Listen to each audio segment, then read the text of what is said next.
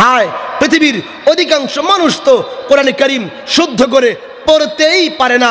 যারাও কিছু পড়তে পারে তারা তরজমা বোঝে না, যারাও তরজমা কিছু শিখেছে তারা তাফসির বোঝে না, যারাও অল্প কিছু তাফসির পড়েছে তারা আরবির ফাসাহাত, আরবির বালাগাত, আরবির অলঙ্কার শাস্ত্র, আরবির ভাষার মুহাওয়ারা, বাক রীতি এগুলো কিছু বুঝে।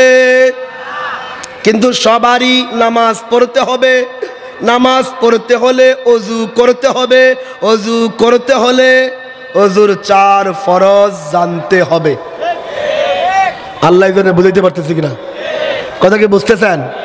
এখন এতগুলো হাজার কোটি মানুষকে কিভাবে সহি আমল করার সুযোগ করে দেওয়া যায়? তো মাযহাবের ইমামরা কোরআনের ওই আয়াতকে সামনে রেখে তাদের ছাত্রদের মাধ্যমে কিতাবে লিখে দিয়েছেন যে লিখে দাও, শিরোনাম দিয়ে লিখে দাও অজুর ফরজ 4টি। এরপর নাম্বার আকারে 4 ফরজ লিখে দিয়েছেন, শিরোনাম দিয়ে লিখে দাও। কোরআন সামনে রেখে, হাদিস সামনে রেখে শিরোনাম দিয়ে লেখো অজু ভঙ্গের কারণ 7টি। এরপর নাম্বার আকারে লিখে দিয়েছেন নামাজের ওয়াজিব 14টি, শিরোনাম। এরপর নাম্বার আকারে লিখে দিয়েছেন এইভাবে নামাজ ভঙ্গের কারণ 19টি, শিরোনাম দিয়া নাম্বার আকারে লিখে দিয়েছেন। এইভাবে আমাদের জন্ম থেকে মৃত্যুর মাসআলাগুলোকে প্রথমে শিরোনাম এরপরে নাম্বারে দিয়া প্রথমে শিরোনাম এরপরে নাম্বার দিয়া দৈনন্দিন জীবনের মাসআলাগুলো মাযহাবের ইমামরা কোরআন হাদিস ঘেটে ঘেটে একত্রিত করে দিয়েছেন। আমার কথা কি বুঝছেন? তারা কোরআন হাদিস ঘেটে ঘেটে মাসআলাগুলো বের করে একত্রিত করে দিয়েছেন। জঘন্য কাজ করছেন, অনেক খারাপ কাজ করছে না? মাহফিল করে করে তো ওনাদেরকে গাইলানো দরকার, বই লিখে লিখে তো গালি দেওয়া দরকার না, দোয়া করা দরকার। আরে কি করা দরকার? আমাদের উপরে বড় ইহসান করেছেন, বড় অনুগ্রহ করেছেন যে তারা আমাদের জন্ম থেকে মৃত্যুর মাসআলাগুলোকে একত্রিত করে দিয়েছেন, জমা করে দিয়েছেন, তাদবিন করে দিয়েছেন, সংকলিত করে দিয়েছেন। তারা মাসআলা বানান নাই, মাসআলাগুলোকে আমাদের সামনে উন্মোচিত করে দিয়েছেন। মাসআলা বানাইছেন না দেখাইছেন? ভাই বানানো এক জিনিস, দেখানো আরেক জিনিস। এখানে লাইট জ্বালাইলে রাতের অন্ধকারে লাইট কোনো কিছু বানায় না দেখায়। এই ভাই লাইট বানায় না দেখায়। মাযহাবের ইমামরা কোরআন সুন্নাহের গভীরে লুকায়িত মাসআলাগুলো তাদের ইলমের ফাকাহাতের আলো দিয়া আমাদের সামনে উদ্ভাসিত করে খুলে দিয়েছেন। আল্লাহ জানে বুঝাইতে পারলাম কিনা। এরা মাসআলাগুলো তাদের ইলমের টর্চ দিয়া আমাদের সামনে প্রকাশ করে দিয়েছেন। মাসআলা বানান, মাসআলা বানান। এর মানে মাযহাবের ইমামরা মাসআলাকে একত্র করেছেন, জমা করেছেন, তাদবিন করেছেন। ভালো করে বুঝেন, ভালো করে বুঝেন। নবীর মাধ্যমে যেই দিন কামেল হয়েছে ওই দিনটাই সাহাবায়ে কেরামের মাধ্যমে জায়গা পেয়ে ছড়িয়ে পড়েছে। এবার ওই দিনকে জমা করতে হবে, তাদবিন করতে হবে, সংকলন করতে হবে। প্রশ্ন হলো এই কাজ কে করেছেন? তাবিয়ুস সাহিফা ফি মানাকিব আবি হানিফা, জালালউদ্দিন সৈয়দ রাহমাতুল্লাহির কিতাব 22 নম্বর পৃষ্ঠায় তিনি লিখেছেন ইন্না আউওয়ালা মান দাওয়ানা ইলমুশ শরীআতি ওয়া রাত্তাবাহু আবওয়াবান ফাহুয়া আবু হানিফা।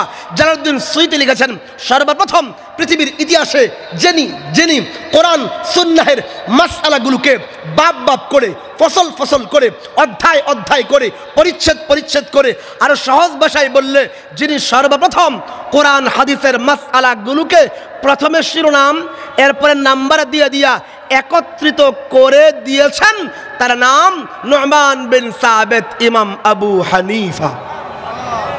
তার নাম কি? ইমাম আবু হানিফা প্রথম মাসআলাগুলোকে কি করেছেন? আরে বলেন না, জমা করেছেন। তাদবিন করেছেন, সংকলন করেছেন। এরপরে তার ছাত্র ইমাম মুহাম্মদ রহমতুল্লাহি আলাইহি ওস্তাদের সংকলিত, ওস্তাদের জমা করা, ওস্তাদের তাদবিন করা, ওস্তাদের একত্রিত করা সেই মাসআলাগুলোকে তিনি কিতাববদ্ধ করেছেন, লিপিবদ্ধ করেছেন, কিতাবে সন্নিবিষ্ট করেছেন। তার কিতাব আসিয়ারুল কবীরে, তার কিতাব আসিয়ারুস সগীরে, তার কিতাব আল জামিউল কবীরে, তার কিতাব আল জামিউস সগীরে মাবসুত জিয়াদাত, জুরজানিয়াত, কায়সানিয়াত, হারুনিয়াত, রিক্কিয়াত ইত্যাদি কিতাবের মাঝে ওস্তাদের সেই মাসআলাগুলোকে ইমাম মুহাম্মদ একত্রিত করে লিপিবদ্ধ করেছেন। সেখান থেকে ধীরে ধীরে জাহিরুর রিওয়ায়াত নামে, গায়রে জাহিরুর রিওয়ায়াত নামে কিতাব হয়েছে, কুদুরি হয়েছে, হেদায়া হয়েছে। সেখান থেকে ফতুয়ে শামি, ফতুয়ে আলমগিরি, ফতুয়ে তাতার খানিয়া, খোলাসাতুল ফাতাওয়া, আল বাহরুর রায়েক, আন-নাহরুল ফায়েক ইত্যাদি কিতাব হয়ে হয়ে বেহেশতি জওর হয়ে তালিমুল ইসলাম হয়ে আমাদের পর্যন্ত পৌঁছে গেছে। আমার কথা কি বুঝতেছেন? তাহলে ইমাম আবু হানিফা মাসআলা একত্র করেছেন না বানাইছেন? বানাইছেন। যেই দিন কামেল হয়েছিল ওই দিনটাই সাহাবায়ে কেরাম ছড়ায়া দিয়েছেন, আর ওই দিনটাই আবু হানিফা একত্র করেছেন। তিনি কি করেছেন? তাহলে আমরা কয় কথা শিখছি? 3 কথা। নবীর মাধ্যমে দিন কামেল হলো, সাহাবীদের মাধ্যমে ওই দিন জায়গা পেয়ে ছড়িয়ে পড়লো, ইমাম আবু হানিফার মাধ্যমে ওই দিনটা একত্রিত হলো। সবক কি মুখস্থ হয়েছে? আবু হানিফার মাধ্যমে ওই দিনটা কি হয়েছে?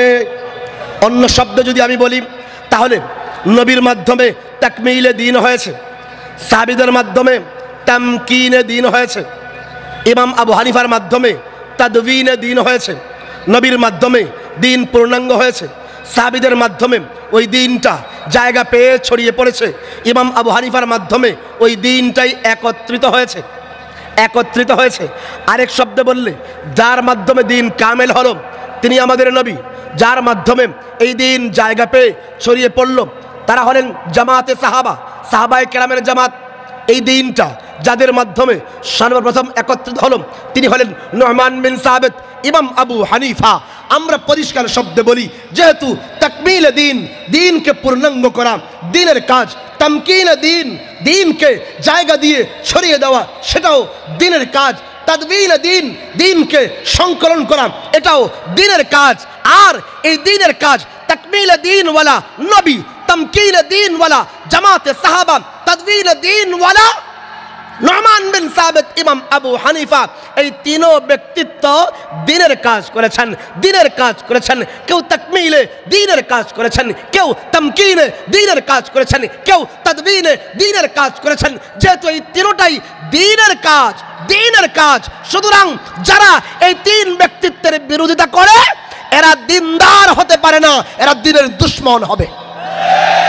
বুঝা গেল যারা নবীর দুশমন এরা দিনের দুশমন, যারা জামাতে সাহাবার দুশমন তারাও দ্বীনের দুশমন, যারা ইমাম আবু হানিফার দুশমন তারাও দ্বীনের দুশমন। কারণ এই 3 ব্যক্তিত্বের মাধ্যমে দ্বীনের কাজ হয়েছে। কিসের কাজ হয়েছে? আমরা বলি আমাদের পরিচয়, নাম্বার 1 আহলে সুন্নাহ, 2 নম্বর ওয়াল জামাআহ, 3 নম্বর হানাফি, 3 নম্বর কি বললে গুনাহ হবে মনে করতেছে? আমি তো এমনি কাইল হয়ে গেছি। 3 নম্বর কি? 3 নম্বর হানাফি। 4 নম্বর আমাদের আরেকটা পরিচয় আছে, আমরা দেওবন্দি। আমরা কি? বেরলভি, বেরলভি, লামাজহাবি, মওদুদি, আমরা দেওবন্দি। আমরা কি? ভালো করে বুঝেন।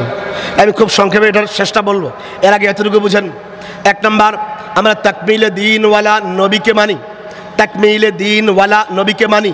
যেহেতু তাকমিলে দিনওয়ালা নবীকে মানি এই জন্য আমরা আহলুস সুন্নাহ। কথা কি বুঝতেছেন? বুঝতেছেন? তাকমিলে দিনওয়ালা নবীকে মানি এই জন্য আমরা আহলুস, আরে কন্যা আহলুস, আরে গুনাহ হবে না তো ভাই? আহলুস সুন্নাহ, আহলুস।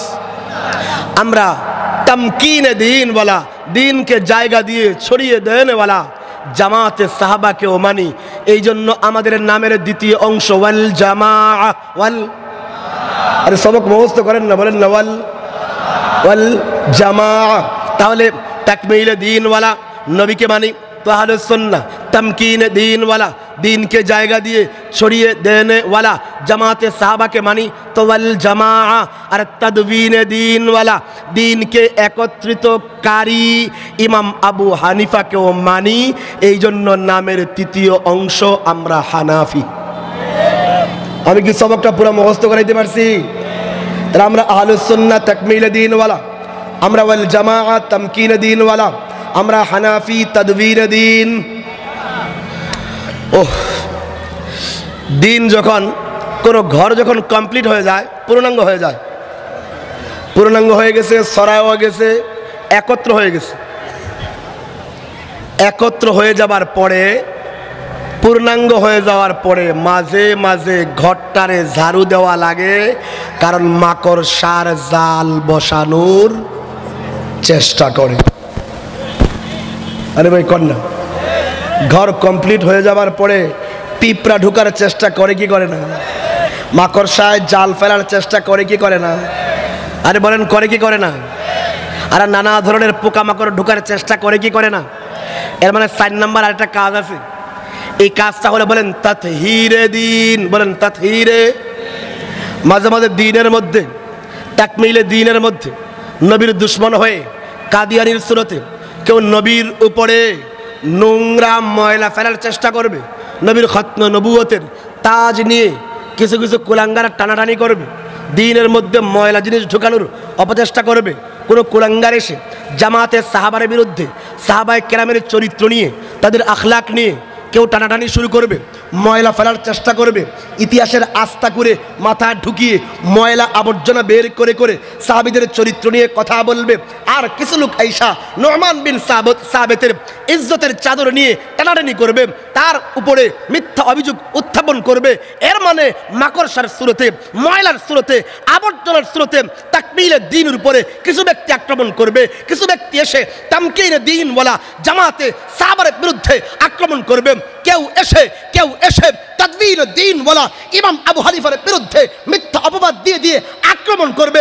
এবার প্রয়োজন তাতহীরে দ্বীন, তাতহীরে দ্বীন, দ্বীনকে পরিশুদ্ধান করা, পরিষ্কার করা। ভালো করে বুঝেন, এই উপমহাদেশে উলামায়ে দেওবন্দ তাতহীরে দ্বীনের সেই ফরিজার দায়িত্ব পালন করেছেন। যখনই কোনো কুলাঙ্গার আসে তাকমিলে দ্বীন ওয়ালা নবীর খতম নবুয়তের বিরুদ্ধে দাঁড়িয়েছে, উলামায়ে দেওবন্দের সন্তানেরা নিজের জানের কুরবানি পেশ করে, লিখনের মাধ্যমে, বয়ানের মাধ্যমে জানের নজরানা পেশ করে তাকমিলে দ্বীন ওয়ালা নবীর ইজ্জত, আবরু, সম্মান হেফাজত করেছে, করে নাই? যখনই তামকিনে দ্বীন ওয়ালা কলেপনের অপচেষ্টা করেছে, উলামায়ে দেওবন্দের সন্তানেরা, কাসেম নানুতবির রুহানি সন্তানেরা লিখনির মাধ্যমে, বয়ানের মাধ্যমে, প্রতিবাদের মাধ্যমে তাদেরও মুখোশ জাতির সামনে উন্মোচন করে দিয়েছে। জামাতে সাহাবার ইজ্জত, আবরু তারাই হেফাজত করেছে।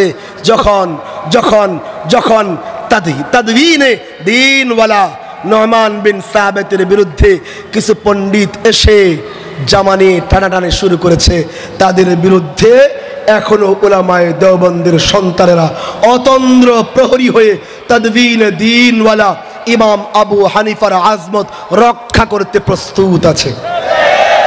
ঠিক আছে না? ঠিক আছে না? ভালো করে বুঝেন। তো উলামায়ে দেওবন্দ কি করেছে? তাকমিলে দ্বীনওয়ালা নবীর বিরুদ্ধে কেউ নোংরা কথা বললে, মিথ্যা অপবাদ দিলে, ময়লা ফেলার চেষ্টা করলে, দ্বীনকে পরিশুদ্ধায়ন কইরা, দুধকে দুধ, পানিকে পানি করে পরিশুদ্ধায়ন করে দিয়েছেন। কই কারা? উলামায়ে দেওবন্দ।